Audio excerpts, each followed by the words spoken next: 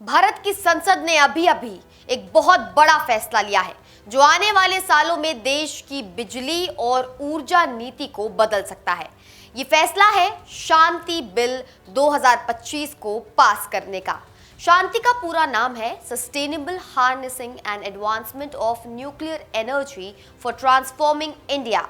आसान भाषा में कहें तो ये कानून भारत में परमाणु ऊर्जा यानी कि न्यूक्लियर पावर को सुरक्षित तरीके से बढ़ाने और देश को ज्यादा बिजली देने के लिए बनाया गया है। अब तक भारत में न्यूक्लियर पावर प्लांट सिर्फ सरकारी कंपनियां ही बनाती और चलाती थी, जैसे एनपीसीआईएल। नए कानून के बाद पहली बार प्राइवेट कंपनियों को भी परमाणु बिजली के काम में हिस्सा लेने की इजाजत मिल जाएगी। इसका मतलब ये नहीं है कि कोई भी कंपनी कहीं भी रिएक्टर लगा देगी।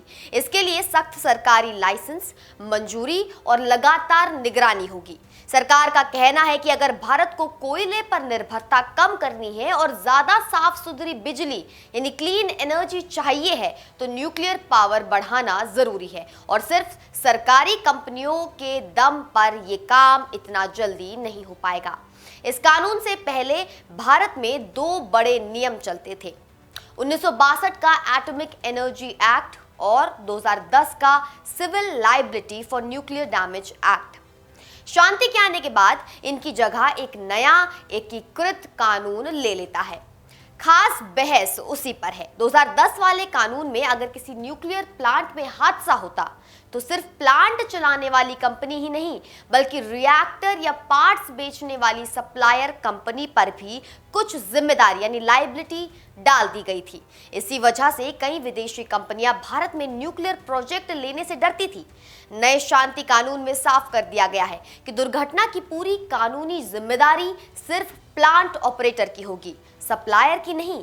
यानी हादसा अगर हुआ तो मुआवजा प्लांट चलाने वाली कंपनी और सरकार को देना होगा। उपकरण बेचने वाली विदेशी या देशी कंपनी पर कानूनन दावा करना मुश्किल हो जाएगा। सरकार का तर्क है कि इससे दो फायदे होंगे। पहला, अब विदेशी और भारतीय कंपनियां खुलकर निवेश करेंगी क्योंकि उन्हें लगातार केस और मुआवजे का डर नहीं रहेगा। दूसरा, न्यूक्लियर प्रोजेक्ट तेजी से लगेंगे जिससे बिजली उत्पादन बढ़ेगा, कोयले पर निर्भरता घटेगी और प्रदूषण कम होगा। सरकार ये भी कह रही है कि हादसे की स्थिति में पीड़ितों को मुआवजा देने के लिए एक खास डैमेज फंड और तय सीमा तक ऑपरेटर की जिम्मेदारी तय की गई है। बाकी नुकसान सरकार उठाएगी। सुरक्षा को लेकर भी कुछ अहम बदलाव किए गए हैं। अब atomic energy regulatory board AERB को कानूनी ताकत वाला स्वतंत्र रेगुलेटर बनाया जा रहा है। इसका काम होगा सरकारी हो या प्राइवेट, हर न्यूक्लियर प्लांट पर एक जैसा सख्त सुरक्षा नियम लागू करवाना, समय समय पर जांच करना और अगर कोई कंपनी नियम तोड़े तो उसका लाइसेंस रद्द तक कर देना।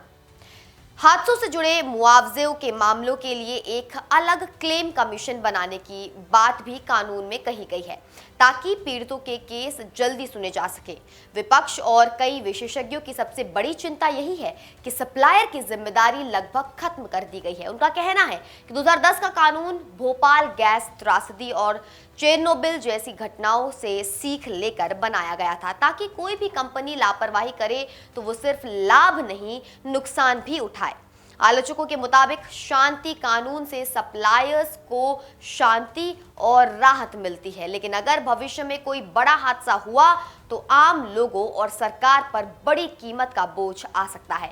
विपक्ष का भी आरोप है कि इतना बड़ा कानूनन जो भारी हंगामा है और विरोध के बीच में जल्दबाजी में इस बिल को पास किया गया। सरकार इन आरोपों को खारिज कर रही है और कह रही है कि सुरक्षा मानक पहले से भी सख्त रहेंगे। अंतर्राष्ट्रीय एजेंसियों के मानकों का पालन होगा और बिना सुरक्षित डिजाइन व मंजूरी के कोई रिएक्टर नहीं लगेगा। कुल मिलाकर शांति कानून भारत के न्यूक्लियर सेक्टर के लिए एक टर्निंग पॉइंट है। अब रास्ता प्राइवेट निवेश के लिए खुल गया है, लेकिन सवाल यह है कि सुरक्षा, मुआवजा और जनहित के बीच सही संतुलन जमीन पर कैसे बनाए रखा जाएगा।